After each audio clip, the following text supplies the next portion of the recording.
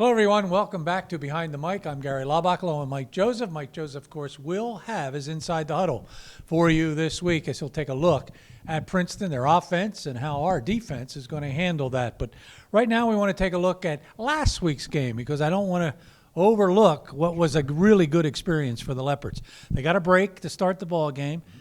Kid runs the ball back for a touchdown, called back all the way back to like the 10 or 9 yard line. But other than that, I thought the Leopards played really good, sound football on both sides of the ball. Yeah, I thought they were dominant. And if you look at that first penalty, it was a 90-yard penalty, really, what it was. And I think the Leopards, there was a definite penalty there. They caught a break there. They did score first. We talked about who was going to get on the board first, who was going to lead after the end of the first half. That was the Leopards. And I think their defense took over at that point. I think their quarterback for Bucknell struggled. But all we talked about was coming back with a W.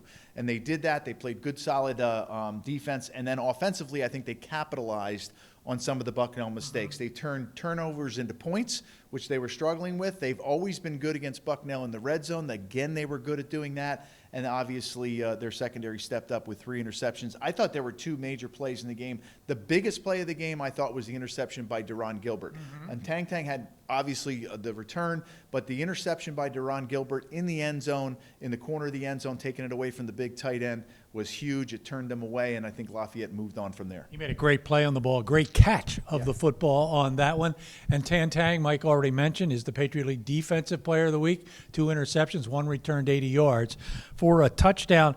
And again, when you look at what the defense was able to do, they gave up a 20-yard drive after a fumble, and the second unit gave up the other touchdown at the end of the ball game. So you can't fault them very much for anything in the game. No, I thought they controlled the running game, which was huge. They got after the quarterback. They made him throw the ball high a lot. They made him throw the ball way to the outside the numbers. They really didn't allow anything inside. I thought the Spugnardi kid would be better in the middle of the field. I thought they would attack the linebackers in that RPO game into the center of the field. They didn't do that.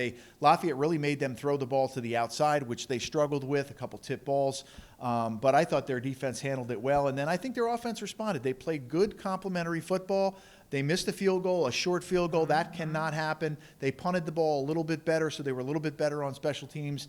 But overall, I think the Leopards did what they needed to do in a tough place to play. Jake Trestic did get his first field goal of the game. Let's hope that kind of elevates him to be a little bit more consistent as the year goes on. Offensively, Rent Monty, he really did control the football game, not only with his arm, but with his legs. Yeah, and his legs were terrific. Obviously, I think he did a great job extending plays. Couple of throws, he threw one ball where you say, no, and then all of a sudden he completes it. But the great run there that opened up. And I think what he saw there pre-snap was man-to-man. And he thought, listen, if they're going to go man-to-man and I can find a seam, I'm going to take it. You saw him take the ball 40 yards before he was even touched. And that happened, back at Sacred Heart, obviously, with Ryan Schuster, who had that long run for the touchdown. So, I think Rent did what he can do. He placed the ball in good spots. At one point, he was 11 for 12 throwing the football. Not a lot of yardage, but I thought some of his receivers stepped up. I was a little disappointed that Julius Young didn't get more involved, or Joey Gillette's been somewhat invisible, which I don't expect this week. I expect those guys to come alive. They've been using Stewart a lot, and then they got the ball to the tight end, Mason Gilbert, a guy you've got to use him in the middle of the field. So Rent did everything I think he needed to do, and you could see how happy he was at the end of the game to get his first win. And he looked so confident in the football game. You come in last week, a tough situation. He came out there and just looked like the starter. I mean, he just played like a starter would play. Hey, it's nice to see 100 yards rushing by Lafayette. They did it with 2 guys, Curtis and Conyers, but those 2 guys complement each other very well. Yeah, they do. I think those 2 have the ability to get yardage, not only from the running game, but out of the backfield. I think they're both electric. You can get them one-on-one. I don't think Lafayette's taken advantage a lot of their ability in the flats and in the middle of the field against linebackers. I think they can do that this week. Some screens, some draws, take away some of that pass rush. But anytime you can get 100 yards, regardless if it's 2 guys or 3 guys or whatever, 100 yards on the ground is great. They complemented Rent. They allowed him to get that RPO game going. You have to be able to run the football. It's going to be imperative this week against the Tigers. The receivers, 5 different receivers were targets for Rent. The leading receiver, Elijah Stewart, with 5 catches and 42 yards. But it's nice to be able to spread that ball around. So now let's take a look at the Princeton Tigers. They come in 3-0. They won their first Ivy League game against Columbia. They've already beaten Lehigh, so that's something maybe will be a comparison by the end of the ball game. They've got a veteran coach, Bob Serace, who just seems to have absolutely everything under control every time we see Princeton play. Yeah, and if you look back at the last time we beat them, it's going to be almost 20 years ago next year. So they're always tough. Again, it's just a situation where he's going to have his team prepared. They are so good in all aspects. They're good on offense, they're good on defense, and their special teams are outstanding. When you lose games to Princeton, a lot of times you give up a punt return, a kickoff return, they block a punt, things like that. So they are very good on special teams. Their punter, Will Powers, is fantastic. So it really worries me is how are we going to combat their special teams, and how are we going to take advantage of the things which I think we can. Their offensive line, giving up a lot of sacks, so we got to take advantage of that. We've got to be able to get on every loose ball that's on the ground. It's got to be ours. Every time the ball goes in the air, we got to take advantage of that. We got some ball hawks on defense, but Bob Serace is going to be ready. Advantage, though, here for Lafayette, the game is at Fisher Stadium. It is. We obviously haven't had a good record against Princeton. We're 4-44-3 all time, and it's been a while. We've lost 11 in a row against the Tigers. But I don't think this game comes at probably the best time in the schedule now. You want to get yourself ready, have a bye week before you have to take on Holy Cross in 3 weeks. So this is a ball club. Good quarterback, Blake Stenstrom, but I watched them play on Saturday.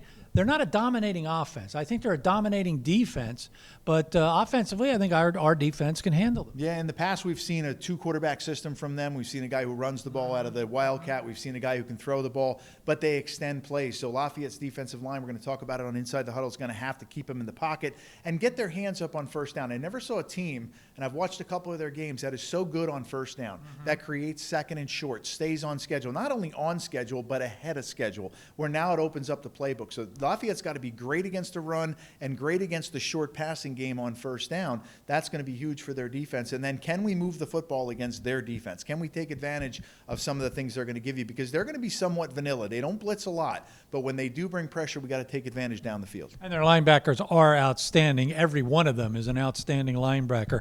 You look at this team. They're much like us the way they run the ball. They've got two good running backs in John Volker and Ryan Butler. Both of them have had themselves a good season so far. They've got good receivers, no doubt about it.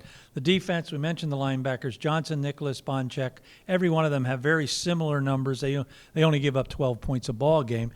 Offensively, they get 31. Yeah, they're first in the scoring offense, and they're second last in scoring defense. So if you look at that, again, they're somewhat the opposite of Lafayette, where Lafayette's relying on their defense. This team's relying on their offense to put points on the board. So, but again, they're good across the board. Good quarterback, good running game, like you said. I love their wide receivers. The Ivy always puts 6'4", 6'5" wide receivers out there.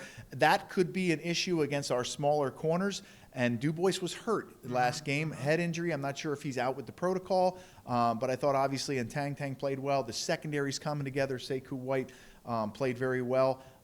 Maybe get some guys back from injury. Maybe we're not sure this week or after the bye, but it's going to be a challenge across the board. And again, I think first down's going to pay dividends for Lafayette if they can get off the field on third down as well. Is that what you consider to be the biggest key in Lafayette winning this game? I think so. I think it's going to be first down. Can Lafayette create second and long and third and long and then get after the quarterback? When you rush on first down as a pass rusher, it's different. You don't rush to sack the quarterback. You rush to a certain point. If it's quick game or RPO, you get your hands up. We're going to talk about that as well.